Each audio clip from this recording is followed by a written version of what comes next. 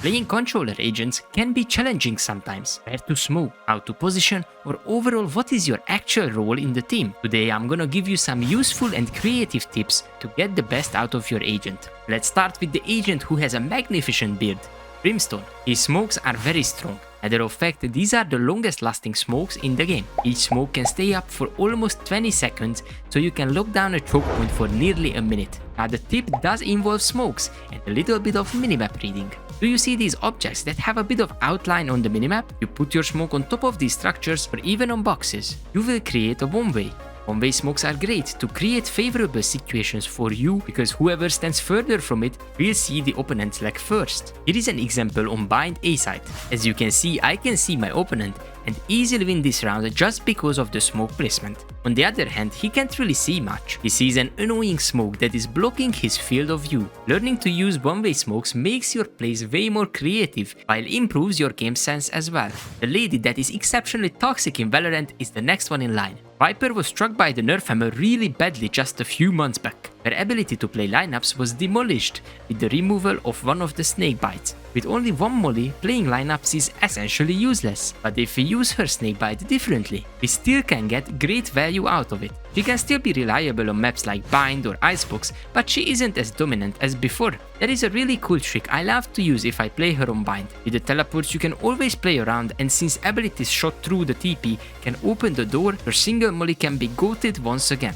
As it's shot into the TP, opens the door on the other side and land in a choke point where players are likely to be at the early stages of the round. You can TP right after the molly was thrown and the enemies will be vulnerable, making them effortless frags for you. It's also something that is extremely hard to play around as the attacking team. If you haven't done it in a particular game yet, surprising the enemy with this play won't be complicated. The upcoming agent on the list is Omen. Omen is a controller agent on paper, but he's way more than that. He has teleports that make him really unpredictable and difficult to play against. He has a blind that makes people nearsighted while they can't hear properly either. These abilities are really powerful, but in this video I wanna focus on his ultimate. When he is using his ultimate, the map becomes completely blacked out for the enemies, so his position going to be hidden even if the enemies can see him. For this trick, we will need another agent. Played with her ultimate also makes players hear worse and the minimap blacked out. I am pretty sure you are starting to see where I am going with this. When Fade ultimates, Omen has a golden opportunity to use his ultimate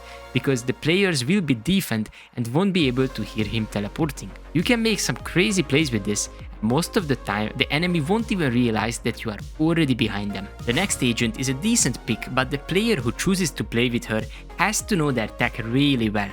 The smokes she can place are lovely, and her wall can be used in many creative ways also. However, I wanna show you a quite funny way to get the best out of her pulling ability. Instead of using it on the enemies, you can try to use it on yourself to surprise them. You stand on the edge of your pool, and as you are getting revealed, you already shoot at the opponents. Obviously, if you do this, better to do it with a phantom to reduce the shooting error. This is a risky play, but can create a great clip for your friends to brag about. The next agent is the Magician of all waters. Arbor is one of the most underrated agents in Valorant. The meta wasn't really suiting him, but he has some creative ways to have impact on rounds. He has so many walls. It's mind-blowing how long you can stall for your team. The trick we wanna talk about involves his E ability. This wall can be very versatile to fit the situation you are in. You can curve it, make it faster or slower, but what I have seen is that many players don't know that they can actually cancel it mid-animation. This can be really impactful when you are creating an opportunity for your teammates to capitalize off. Cancelling the wall during its animation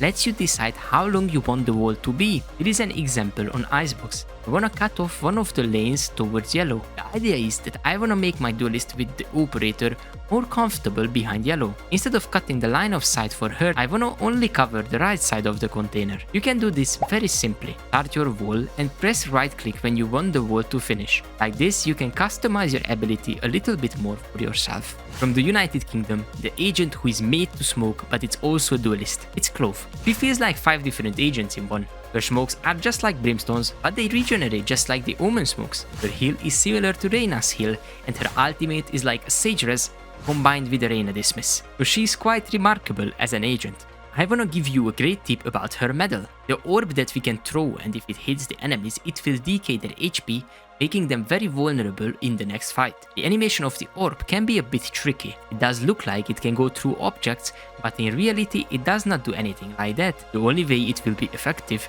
if the players who are in the radius aren't blocked by any object. This can be a bit confusing, but if you play around with it or create some dope lineups, you can get the best out of the ability. As an example, we will be on the defender spawn of Ascent. When the ability lands, it decays my HP, but if I stay just a bit behind of the structure, I dodge it completely. With these tricks you will win so many games and earn a lot of XP, but what game modes should you actually play to maximize the XP earned?